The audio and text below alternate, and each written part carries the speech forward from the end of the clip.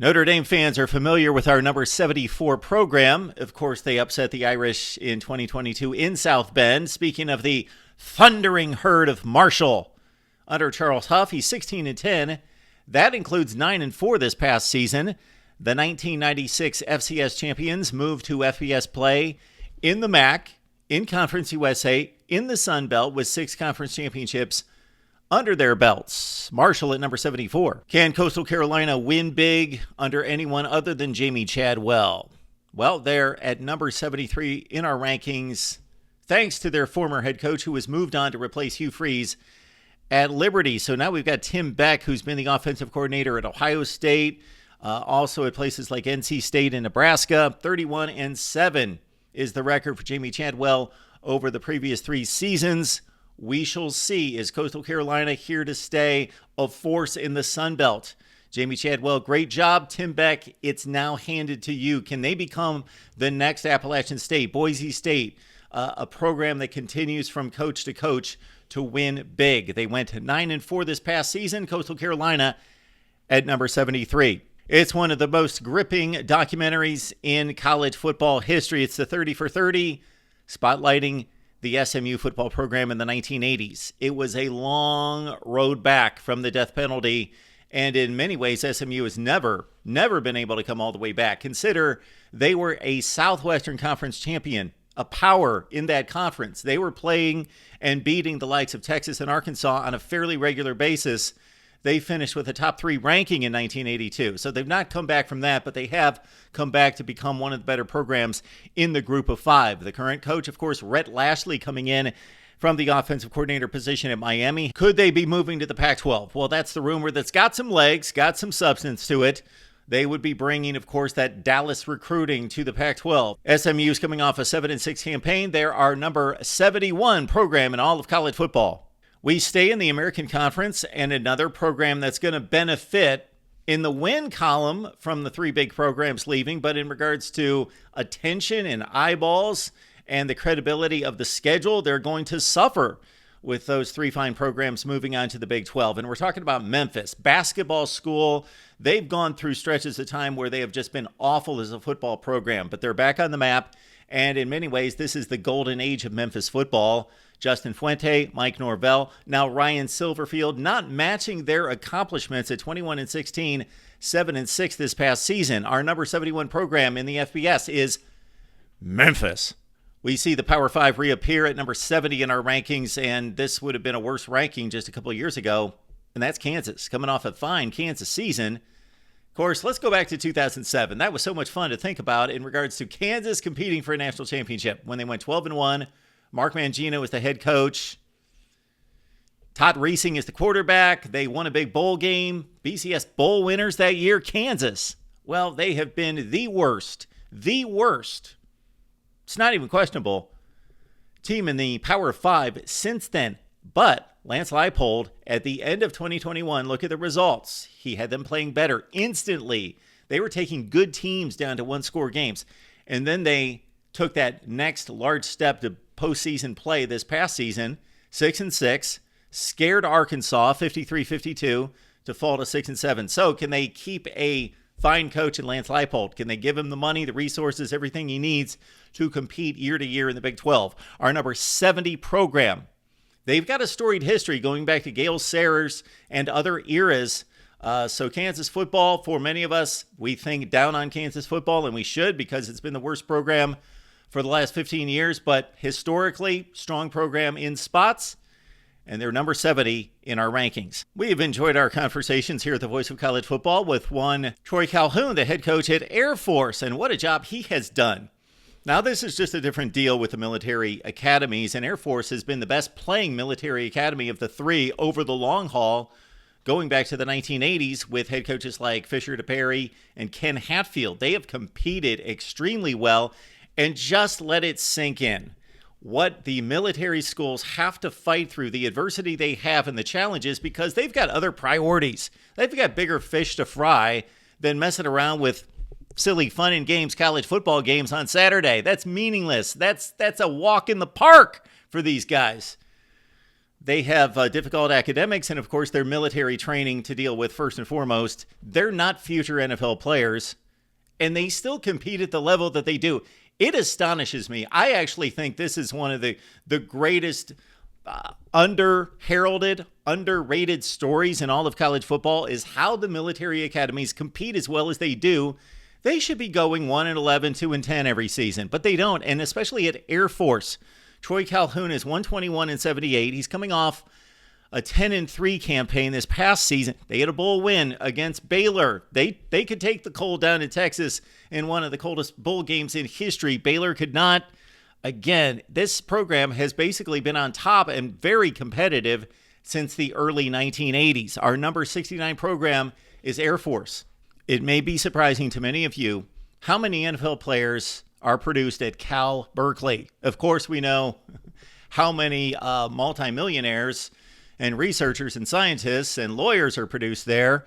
But my goodness, California produces like top 10 to 15 in the nation in NFL players and really good impact players. Of course, Aaron Rodgers at the top of the list. And the recently, may he rest in peace, departed Joe Kapp, who led Cal to its last Rose Bowl appearance in 1959 of the famed Minnesota Vikings teams that went to a Super Bowl under Joe Kapp's leadership in Super Bowl IV, 1970. Yes, but it's an underachieving program when you put it all together. So they produce NFL players, but they don't produce enough of them, and certainly not high-quality players around them. The coaching has been lackluster, despite some decent coaches that have performed elsewhere, like a Jeff Tedford.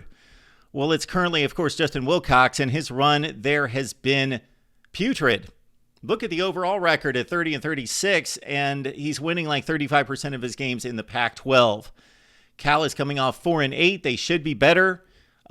Will they get caught up in expansion and realignment? We shall see. The next team on our list is number 68, and it's Cal. If things play out the way many expect in the Pac-12, we have to feel for two programs in particular, Washington State and Oregon State. They really do things the right way in terms of football success. They really recruit as best they can and develop.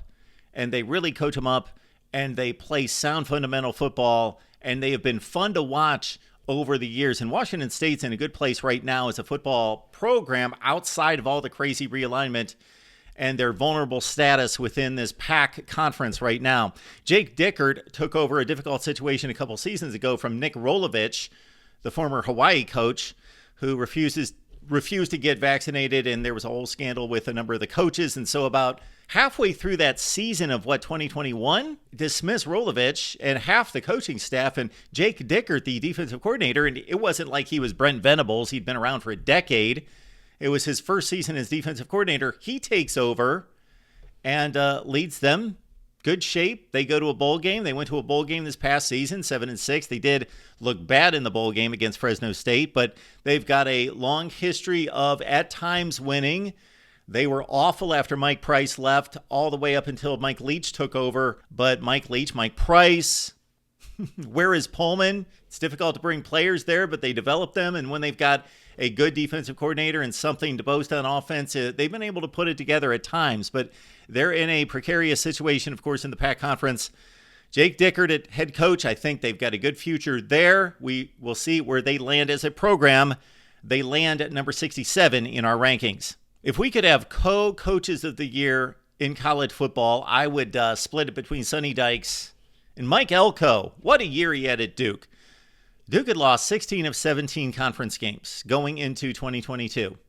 They were awful, not competitive. David Cutcliffe did a fine job, and he's one of the more respected names in the game. Of course, his connection to the two Mannings and offensive coordinator status at Tennessee and what he did at Ole Miss. He built a good program there. But David Cutcliffe's days were numbered at Duke, of course, and he was shown the door after he had a slow build there. Then they were good for 5 or 6 years, and then they've really declined in recent years, despite having better recruiting, actually, at Duke under David Cutcliffe in those waning years. Well, he's shown the door. Mike Elko comes in. He's never been a head coach. He comes in from Texas A&M as its defensive coordinator. They were in every game. It wasn't like 8-4 with mirrors, smoke and mirrors, getting blown out all over the place. No, they came within one drive against North Carolina of going to the ACC championship game. They beat a good UCF team in the bowl game. They get little support from their fan base. They don't have much of a fan base. Let's give them a little bit of a slack there, because obviously the university is so small. They don't bring many students to the games because it's not basketball. So Duke's at 9-4 this past season. We'll see where Mike Elko takes them from here. And of course, the uncertainty with the grant of rights in the ACC and all of that. Our number 66 program, the Dukies, they are one of the ACC 7. They are number 66 in our list of top programs in college football in 2023. And again, this is a program list, remember, and we're talking Virginia. Only 3-7 last year. Of course, they didn't play the final 2 games because of the shooting tragedies, the senseless incident there. Tony Elliott's the new head coach, had a rough first season. They are one of the worst Power 5 programs ever. You can win in Virginia to a certain extent, but it's never been proven that you can compete for conference championships on a regular basis. Bronco Mendenhall, I thought, did an exceptional job there. It would have been great if he would have stuck around, but Tony Elliott has much to prove, and we will see about the grant of rights and how all that plays out in Virginia's status. But because of being a fine academic institution, they won a national championship in basketball. They probably have a good landing spot in possibly the Big Ten. But as it stands right now, they're in the ACC. Can they compete? Tony Elliott, show us something. Virginia's at number 65. Perennial blue blood in basketball, perennial doormat in Big Ten football. We're talking Indiana and Tom Allen, and he may be on the hot seat. 2 seasons ago, he finished at 2-10. They were winless in the Big Ten. They followed that up with 2-7 in the Big Ten and 4-8. And that was after it appeared as though Tom Allen, with all that energy, all that spark, you got to love this guy in regards to the enthusiasm and the fervor he brings to the sidelines, head-butting guys with helmets on and high-fiving fans that he's got to jump a 8-foot wall to get to. Love Tom Allen, but not getting the job done now. Can't find a quarterback. Connor Baselick, disappointed. Jack Tuttle did not turn out to be what he was supposed to be as a 4-star coming in from Utah. All right, so they had that nice little run in 2019 and 2020, 8-5, barely lost to Tennessee, blew a 2-touchdown lead in the Gator Bowl game that year, and then followed that up with a near upset of Ohio State and Columbus. They finished at 6-2, finished in the top 15. Bowl game against Ole Miss that they lost, but they're back down in the dumps in the Big Ten. Crossroads time for Tom Allen at 30-40 in his 70 games in Indiana, and number 64 status in our program rankings. Welcome back to Big Time College Football. Houston, coming off an 8-5 season under Dana Holgorsen, of course. Glory years of the past in the Southwest Conference, where they competed for championships under Bill Yeoman, and had a tremendous run there. Cotton Bowl appearances, strong football program for many, many years. And then even under Tom Herman about a decade ago, had the big 2015 season where they won the Peach Bowl over Florida State, finished in the top 10 in the country, had a strong run there, fell off a little bit, but Holgorsen's in a position now in the Big 12. Can they take advantage of big boy football and convincing those recruits in the area of Houston Metro, much like Atlanta, can build an NFL team right there. If you can keep them home as they did a decade ago under Tom Herman, they could win big in the Big 12. They got the storied Southwest Conference history. We'll see how they move forward. They got to get folks to come to the games. Intriguing program now in the Big 12. At number 63, Houston. Now we arrive at the wild card of wild cards. Way out there in the Rocky Mountains. Who would have ever thought Deion Sanders would land in Boulder, Colorado? The Buffs. It's a completely different football team. I don't know how to project how well they're going to do here in 2022 because he's completely flipped the roster. We will have to define that term differently now, flipping the roster, because he's flipped it on its head. 50-some new players and counting. Of course, Colorado's been down for a long time. They did have that one blip on the radar in 2016 under Mike McIntyre where they won a Pac-12 division championship. They really weren't that good. They got blown out in the conference championship game and got annihilated in the Alamo Bowl by Oklahoma State. They had an NFL secondary that year. They put a few things together, smoke and mirrors, but other than that, since the early 2000s, they've been bad. Of course, they've got a national championship in their history, 1990, and a really strong run. Cordell Stewart, of course, Bill McCartney and so forth. They have been lousy for a long time. Can Deion Sanders do it? Can he prove that his formula works, his personality? Will it produce a winner after a 1-11 debacle? Colorado's at number 62. Our number 61 program came within seconds of joining Colorado with one national championship in its history, but Ohio State marched down the field in the Rose Bowl in the waning seconds to defeat Arizona State and claim number one away from Arizona State. So the Sun Devils did not win that national championship under Jake Plummer. They've got a history of like fringe top 25 finishes. They've been good at times, certainly extremely good 9-10 win football teams through the years, produced NFL players.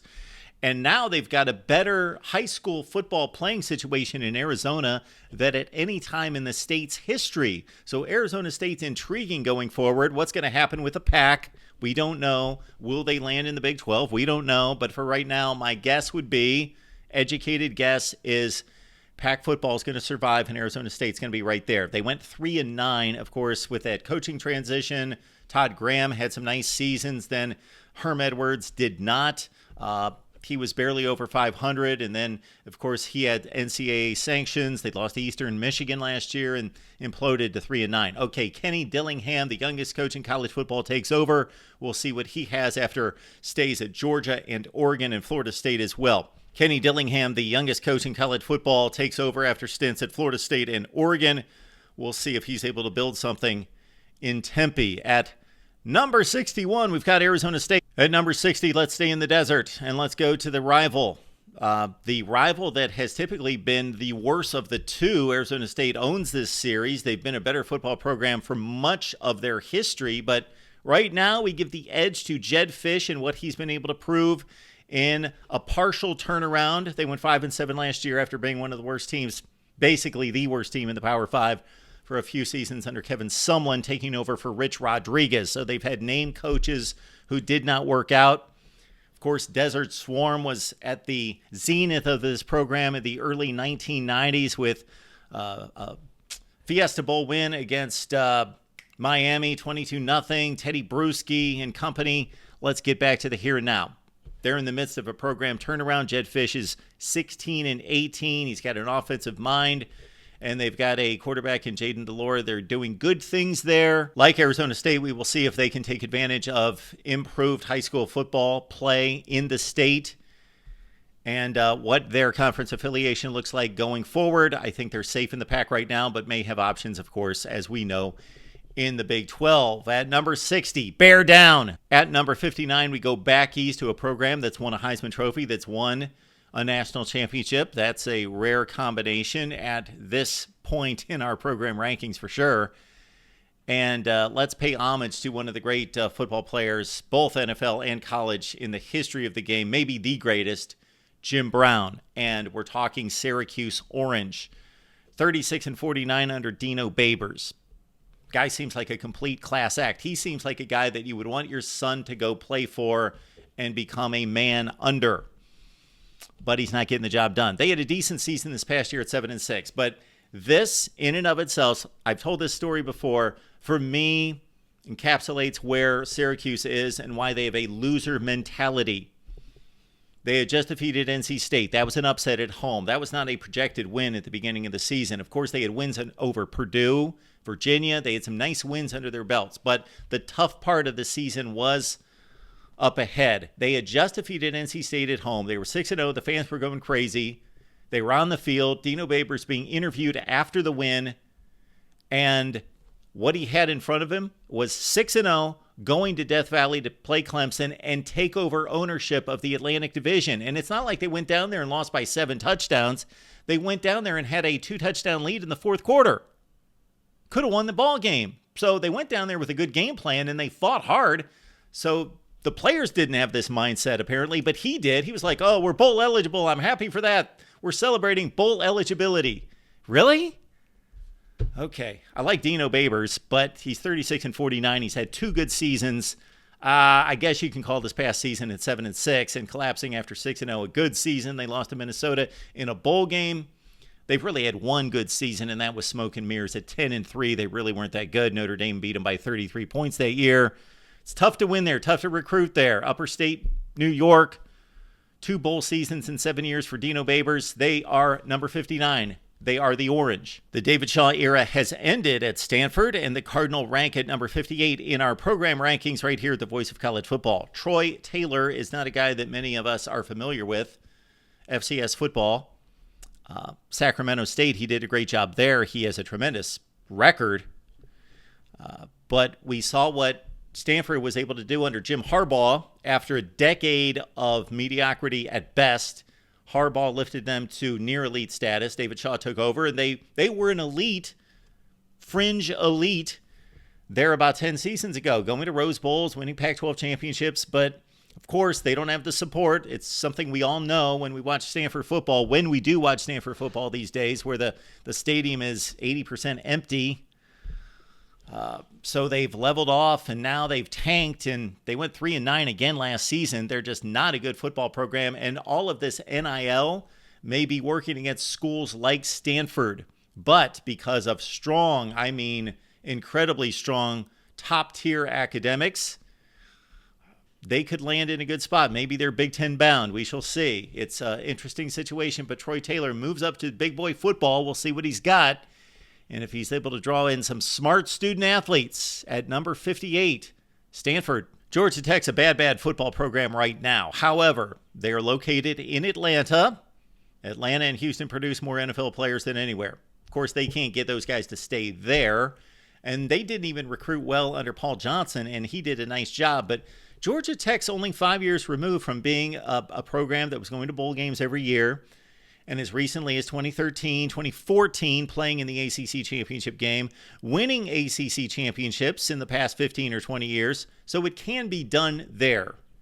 And much like Stanford, much like a few other schools that we passed on this list, even though the football's down and nobody cares, nobody goes to the games, they will go to the games at Georgia Tech, number one. And number two, the academics are outstanding. The school's outstanding. So they've got a landing spot if things go south in the ACC, even though they're not one of the ACC 7 right now. Brent Key did a nice job there, being elevated from offensive line coach to head coach. He's 4-4 in a 5-7 season. That was just a disaster once Jeff Collins took over for Paul Johnson, tried to flip the roster and flip the offense to an updated, modern offense. It just never worked out. They couldn't find a quarterback. Jeff Sims could be the guy at Nebraska, but not at Georgia Tech. And, of course, they have to face Georgia at the end of every season and be compared to the number one program in college football. All right.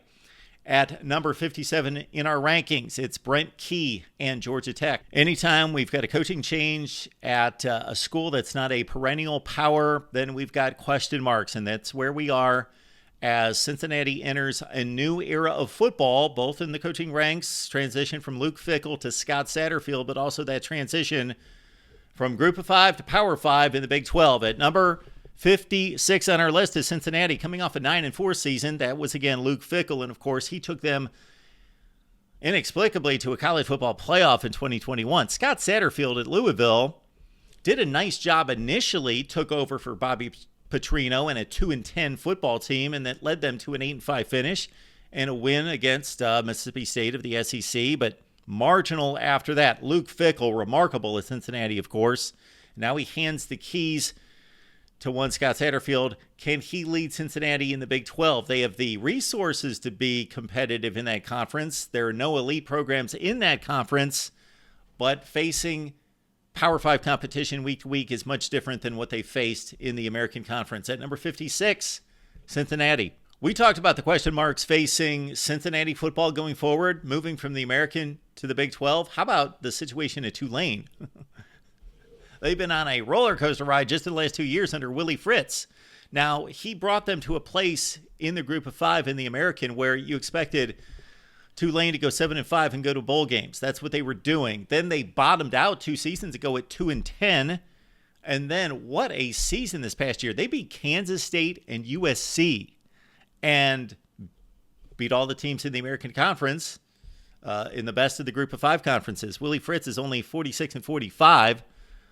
So where do they go from here? They are one of these programs that is primed to be taken up by realignment and expansion. They're talked about much. Pac-12, ACC, we shall see. Tulane and New Orleans can draw talent there. That the leftovers from LSU, they are in the number 55 program in all of college football. It's Tulane. Did Matt Campbell miss his opportunity to coach a top-flight program in the Power 5? We go to number 54 in the Cornfields, and Iowa State coming off a dismal 4-8 season. They were the last place team in the Big 12. Matt Campbell, of course, took over a program that is perennially one of the worst in the Power 5, although they've had their stints of decent success under Earl Bruce and Dan McCarney and Paul Rhodes, but really awful recently, of course. Matt Campbell lifts a 3-win program up to the status of winning 7-8 football games. Of course, they met Notre Dame in a bowl game. They almost won the Big 12 championship in 2020. They went down to the wire with Brock Purdy at quarterback, who we now see going to NFC championship games.